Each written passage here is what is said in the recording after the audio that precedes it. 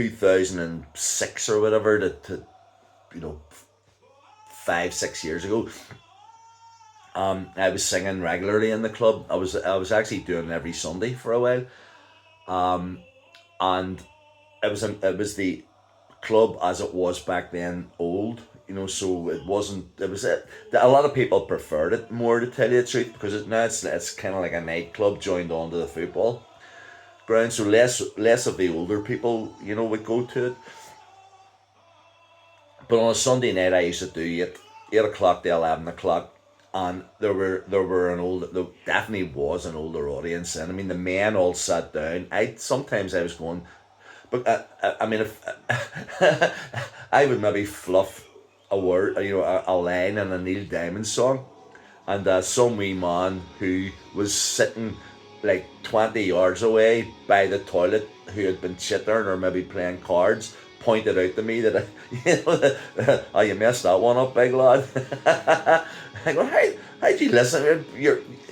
But it didn't matter. But the girls and the older the women used to be up closer to where I was singing, and they would get up and have a wee dance and sort of thing like that, and everything was great. And Alex was the guy who booked me.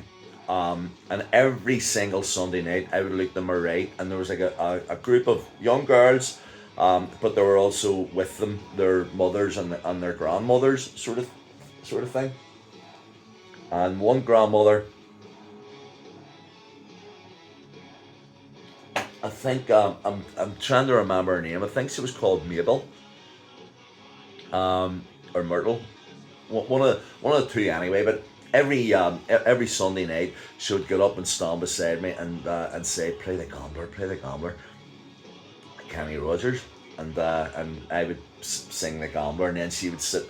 Now this wee woman was about, I don't know, she was about 75 maybe, but I don't know what age Myrtle, Mabel, Matilda was.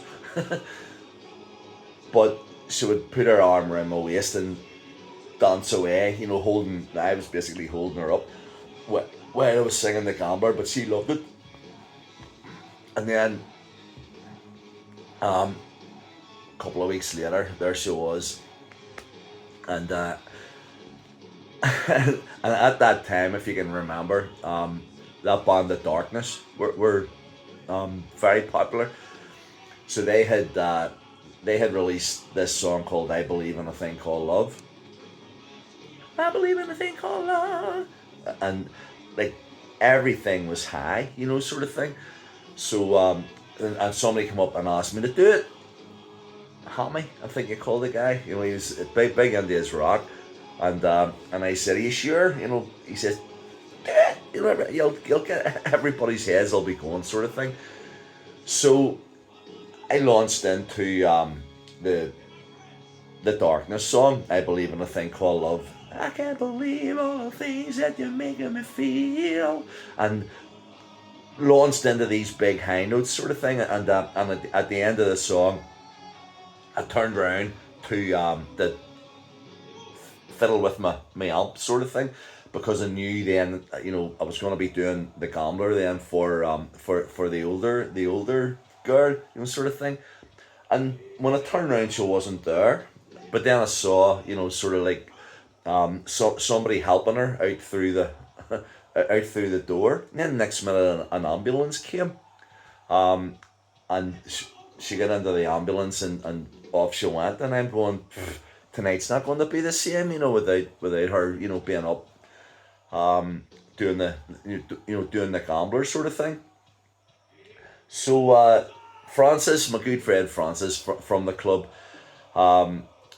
I was there then the following Sunday, and she said, "Oh, have you heard the terrible news?" And I went, "I haven't heard anything, love," because I think at that time I had been over in Spain for a few days, so I was only back. And she said, "Myrtle, Mabel, Matilda, whatever they call the wee woman, she passed away. She's dead, And I said, "What?" She was in full. I mean, every week she was beside me doing the Gambler, except for last week. Whenever she was sitting there, and I did that Darkness song. "I Believe in a Thing," and I went, oh, for fuck's sake. And she went, yeah, you put her in hospital. Whatever sort of singing that you were doing that night, you know, give her some sort of head trauma or whatever. And she had to be brought to the hospital. And they went to see her the next day, Francis and obviously her family and whatever. And her last words were, "Tell that bastard, well, Harv, always known back, that he's bloody well killed me." You know? And Francis, I mean, I didn't need to know that because it probably wasn't me. You know what I mean? There was probably something, kind of already fundamentally wrong, where there was just like but, it just happened to be when I was singing "The Darkness, I Believe in a Thing Called Love," and the curtains came across on the poor lady. And so I went from killing a rabbit to killing a human with my singing. And I'm thankful that it's not because anybody has turned around and said that your singing must be that bad. So whatever frequencies. So beware, if you're suffering from any sort of already established ailment, my high notes will go through you quicker than COVID.